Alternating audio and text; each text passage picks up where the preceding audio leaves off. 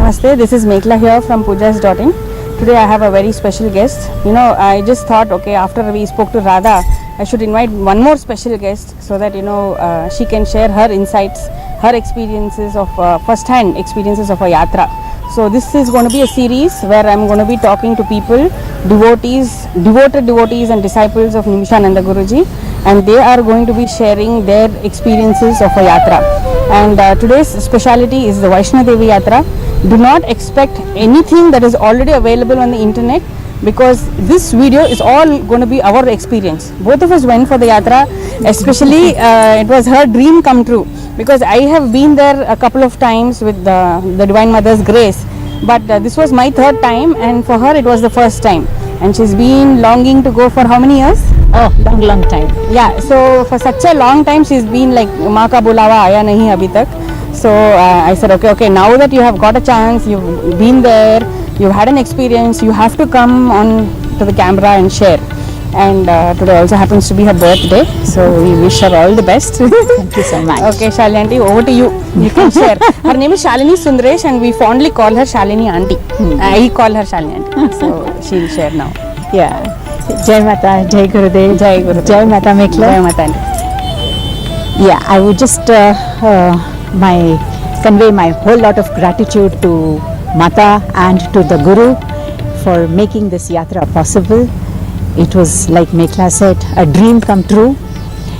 All these years when we were in Delhi for 19 years, there was no call. There was no call from Mata. Although all of my friends, whomever I was in contact with, my neighborhood friends and my school friends, they would, very regularly make their yatras every year to Mata Vaishnodevi. But there was that longing. But that longing had not become an intense longing. Right.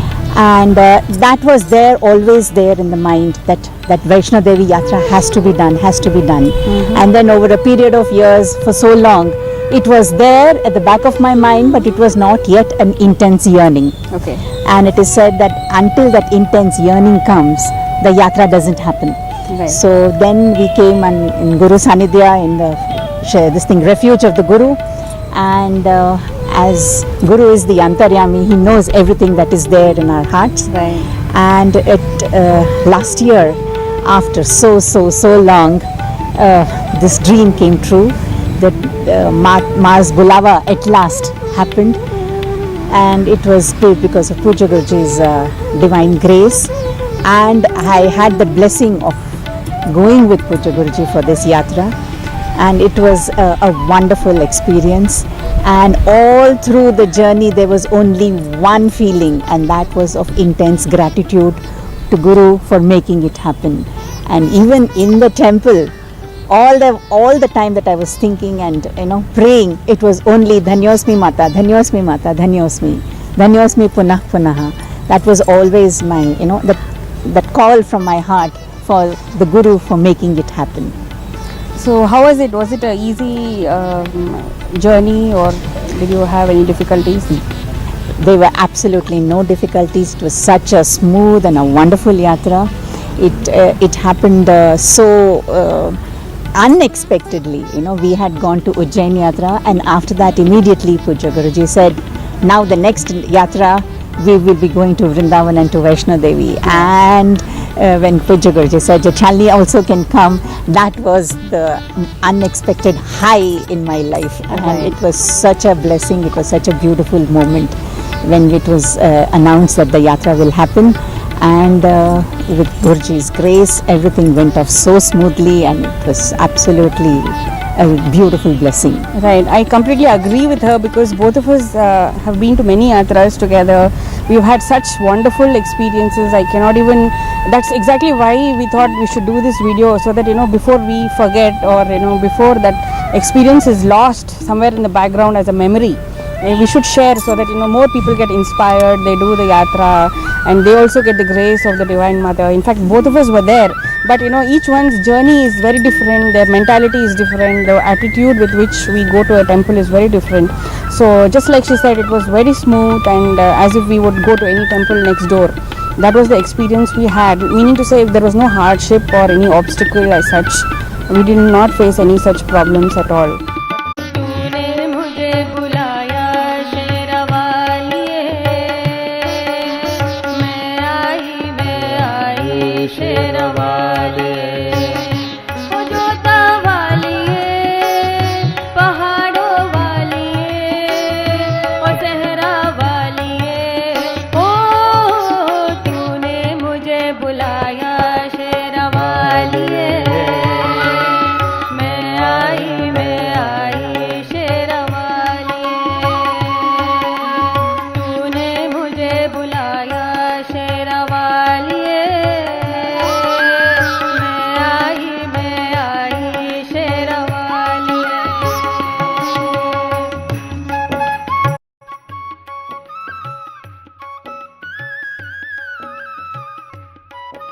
all. But just moving forward, so what was the mentality? You said gratitude was one of the things, but other than that, what was this one thing so special about Vaishnodevi that you really wanted to go there? It is actually a very difficult thing to verbalize because it's a very internal feeling. But there is something that makes my heart beat faster. Okay. That gives me that thrill and joy. And there is something when you hear about a particular yatra or about a particular holy place, the energies just shoot up. It gives you a wonderful feeling of expectation, and yes, I'm going to that particular yatra and I'm going to completely be, and that kind of a live feeling that I'm completely alive and I'm completely going to absorb mother's energies, because it's such a powerful Shakti Pitha, and I wanted to be in that absolute contented and calm state in order to absorb mother's grace. Right.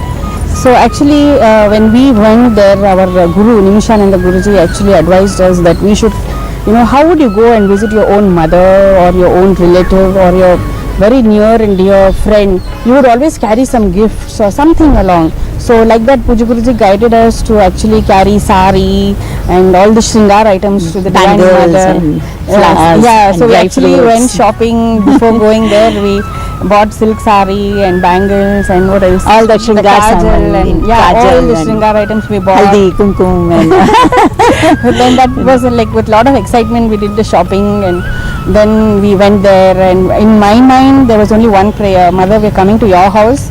So I don't know whether we are guests or we are devotees or what we are, and I really don't know the level of devotion also what we have.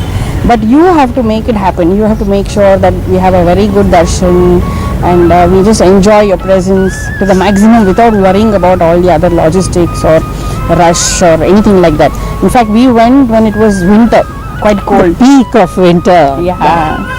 That was a fantastic experience by itself. True. So now you have to share about that one particular thing which is not an opportunity, which is not available during the rest of the year.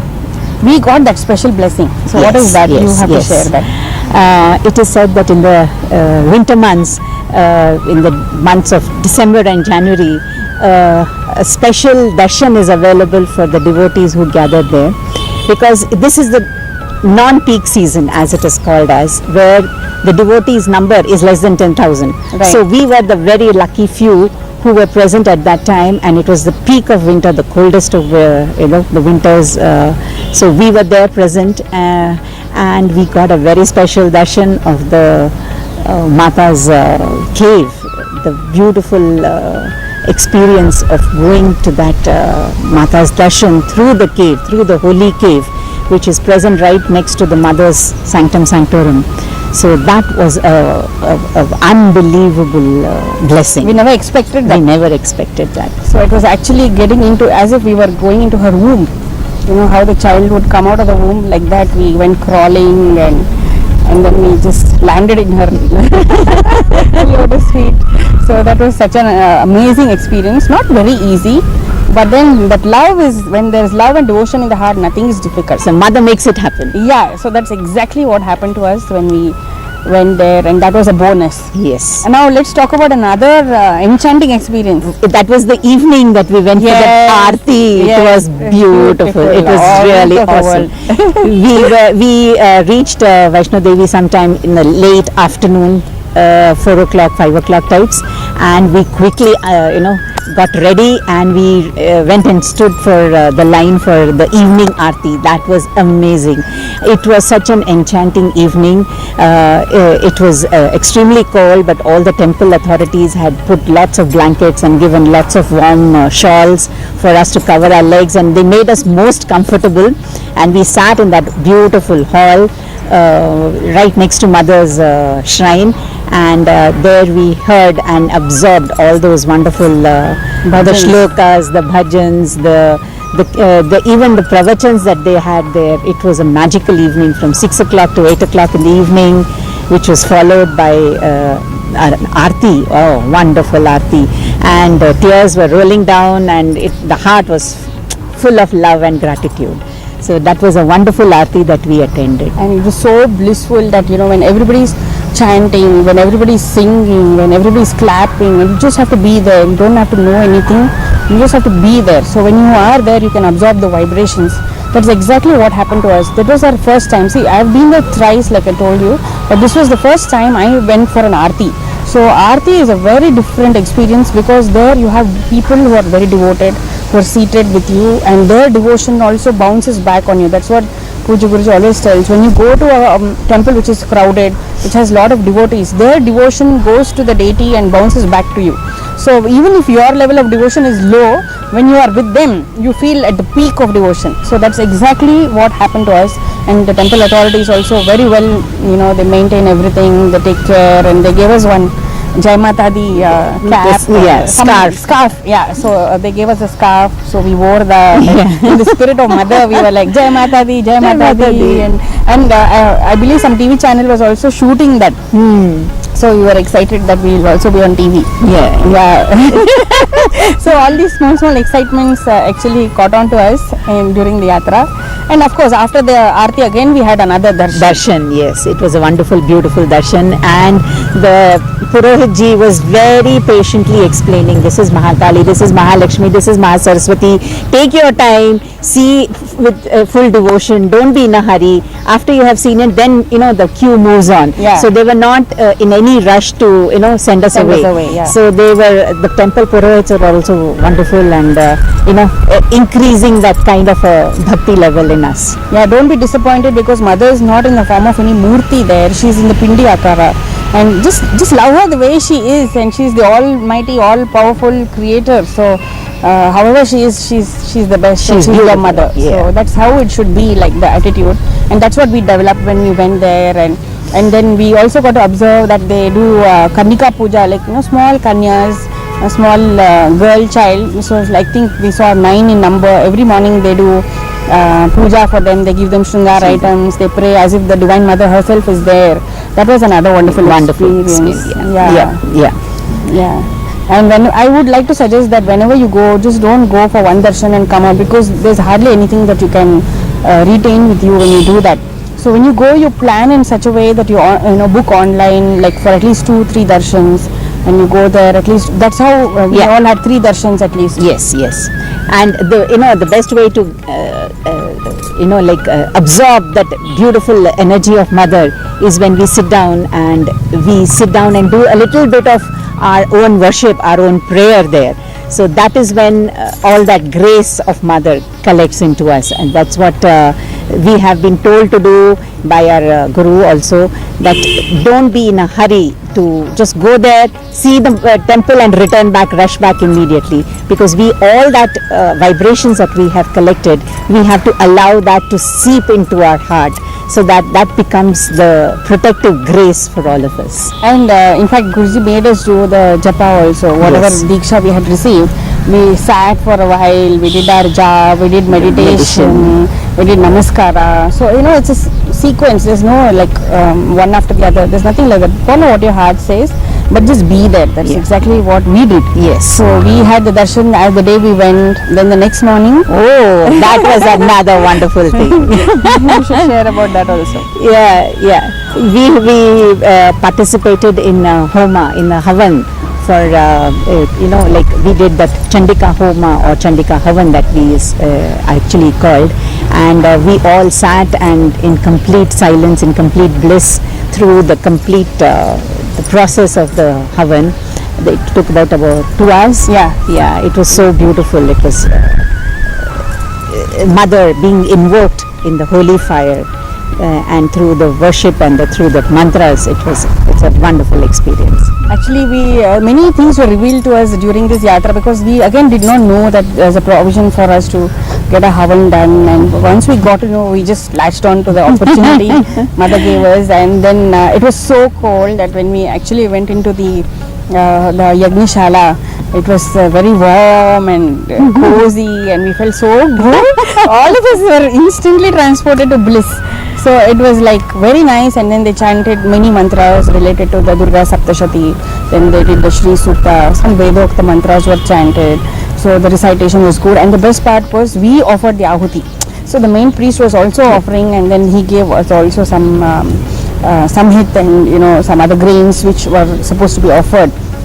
So each of us we took and swaha we offered. Yes. So that was like feeding mother directly through our own hands. That was again a wonderful experience. Even thinking about it just takes me back to the same feeling of bliss. Correct. Isn't it? Correct. Yeah. And after that we went for another darshan. So we had already made these arrangements. We had booked for online darshans. That's what makes it very easy, because once you go there, I don't know, maybe the rules keep changing, but better be prepared when you go. Just make sure you have 2-3 darshans so you're totally satisfied that you've seen. So whether you go back again or not, whether you get an opportunity to be there again and again or not, every year or not, at least once you go, it should be like an experience of your lifetime. Yes. So that's exactly what happened to us when we went there. Correct.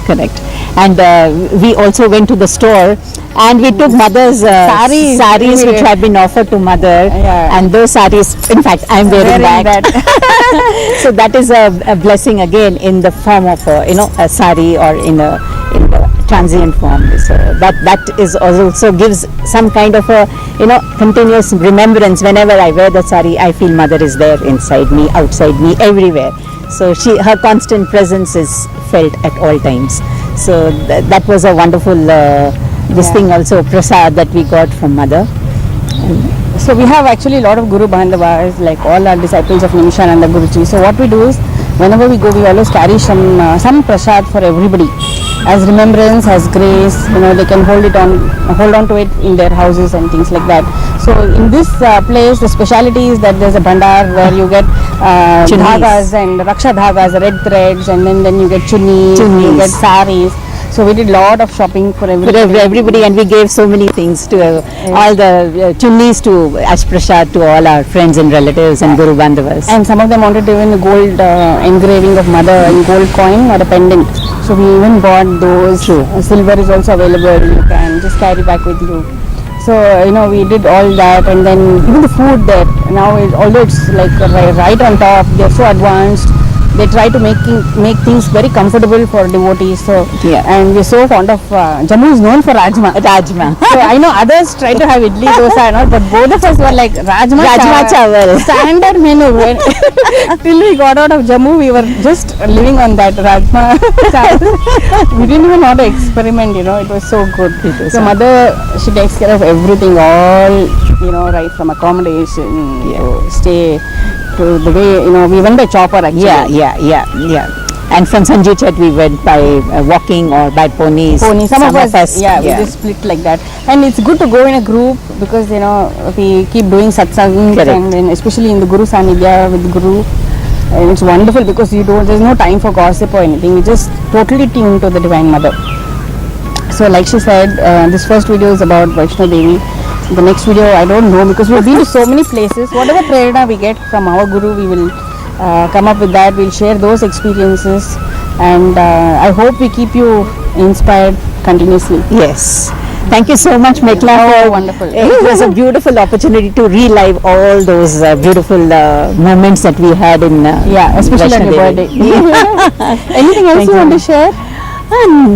Just blissful, that kind of atmosphere where we go in a group along with a Guru in continuous bhajans and sadhanas and satsangs that go on continuously. So that is a wonderful blessing, I would say. Yeah. Thank you once again. Thanks a lot. We'll see you soon. Namaste. Jai Mata. Jai Mata. Jai Gurudev. Jai Gurudev.